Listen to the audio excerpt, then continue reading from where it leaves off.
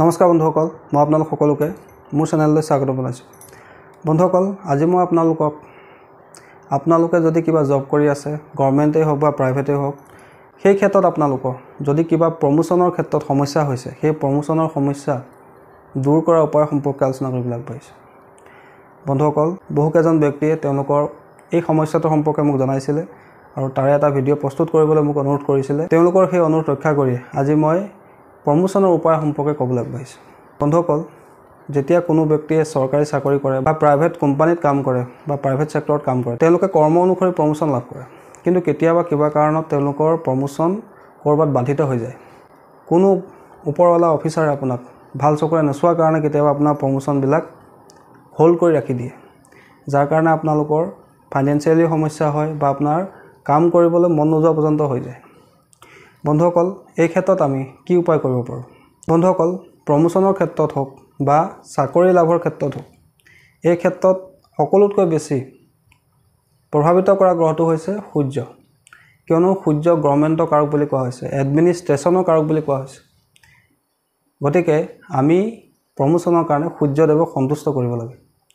তাৰ কাৰণে আমি কি কৰিব লাগে? প্ৰত্যেক দিনে কোনো তামৰ লোটাত অকণমান সেন্দুৰ মিলাই বা অকণমান গুড় মিলাই সেই তামৰ লোটাৰ জৰিয়তে সূৰ্যক জল দিব লাগে। আৰু জল দিওঁতে 5 বাৰ পাৰে, 11 বাৰ পাৰে ওম সূৰ্যায় নমঃ জপ কৰিব লাগে।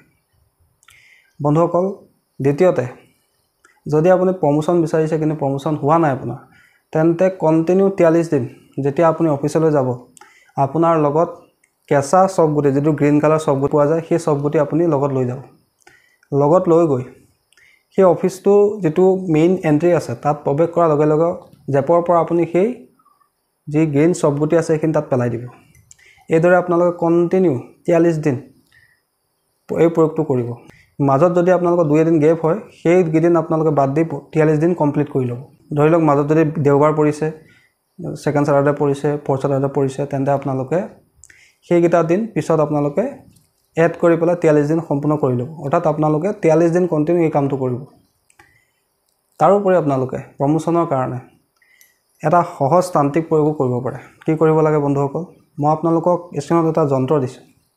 এই যন্ত্ৰটো আপোনালোকে দেওবাৰৰ দিনা অৰ্থাৎ ৰবিবাৰৰ দিনা ৰাতিপুৱাৰ সময়ত গা পা ধুই পৰিষ্কাৰ কাপোৰ পিন্ধি পূব দিশলৈ মুখ কৰি ৰঙা কলমৰ সৈতে কোনো বগা কাগজত এই যন্ত্ৰটো লিখি ল'ব।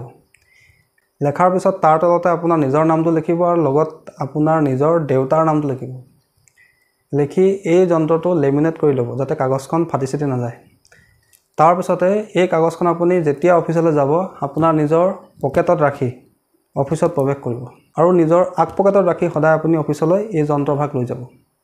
বন্ধুসকল, চাব খুব কম দিনৰ ভিতৰতে আপোনাৰ যদি প্ৰমোচন হোল্ড হৈ আছিলে, সেই প্ৰমোচনৰ বাট মুকলি হৈ যাব। তাৰ লগতে প্ৰমোচনৰ কাৰণে আমি এঞ্জেল নাম্বাৰৰ সহায় ল'ব পাৰোঁ। বন্ধুসকল, প্ৰমোচনৰ কাৰণে অত্যন্ত শক্তিশালী এঞ্জেল নাম্বাৰটো হৈছে 5197-148। 5197-148 এই এঞ্জেল নাম্বাৰটো আপোনালোকে নিজৰ প্ৰমোচনৰ ক্ষেত্ৰত ব্যৱহাৰ কৰিব পাৰে।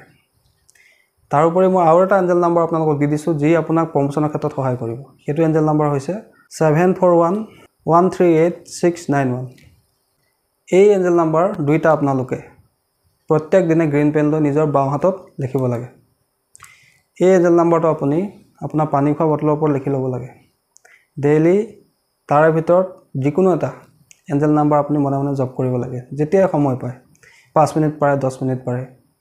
আৰু আপোনালোকে এই এঞ্জেল নাম্বাৰটো নিজৰ যি অফিচ টেবুল আছে, অফিচ টেবুলৰ সন্মুখত পাৰিলে গ্ৰীণ পেনৰ সহায়ত লিখি সন্মুখত ৰাখিবলৈ যত্ন কৰিব, যাতে আপুনি উঠোতে বহোঁতে এই এঞ্জেল নাম্বাৰটো আপোনাৰ চকুত পৰি থাকে।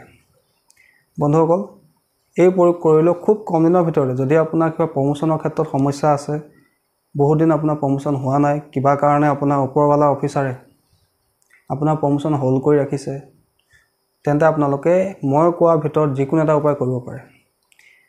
বন্ধুসকল, আশা কৰিছোঁ আজি আপোনালোকে গম পালে। যদি আপোনালোকৰ প্ৰমোচনৰ ক্ষেত্ৰত কিবা সমস্যা হৈ আছে, তেন্তে সেই প্ৰমোচনৰ সমস্যা দূৰ কৰাৰ কাৰণে আমি কি উপায় কৰিব পাৰোঁ। বন্ধুসকল, আশা কৰিছোঁ আজি আপোনালোকৰ ভিডিঅ'টো চাই ভাল লাগিলে। আশা কৰিছোঁ আপোনালোকৰ বিষয়টো ভাল লাগিলে। যদি ভাল লাগিলে অনুগ্ৰহ কৰি ভিডিঅ'টো লাইক কৰি দিব, কমেণ্ট কৰিব আৰু মোৰ চেনেলটো ছাবস্ক্ৰাইব কৰিব। ধন্যবাদ।